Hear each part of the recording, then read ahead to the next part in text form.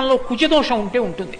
ఎందుకంటే కుజదోషం ఉందనుకోండి, వాళ్ళు మళ్ళీ కుజదోషం ఉన్న వాళ్ళనే చేసుకోవాలి తప్ప కుజదోషం లేని వాళ్ళని చేసుకుంటే ఆ భార్యాభర్తల్లో ఒకళ్ళు శరీరం వదిలిపెట్టేస్తారు, ఇక వాళ్ళకి దాంపత్య జీవితం ఉండదు.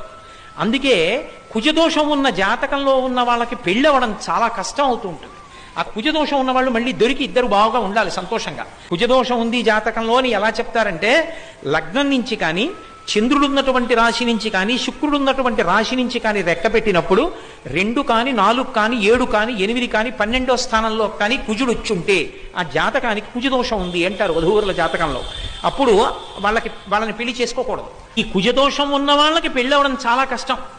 కుజదోషం ఉన్న వాళ్ళకి తొందరలో యోగ్యుడైనటువంటి వరుడొచ్చి మళ్ళీ కుజదోషం ఉన్నవాడు దొరికి వాళ్ళు సంతోషంగా పరమానందంగా జీవితాన్ని గడపాలి అంటే, నాకు తెలిసినంత వరకు శాస్త్రంలో ఒకే ఒక్క విరుగుడు కాత్యాయని వ్రతం ఒక్కటే.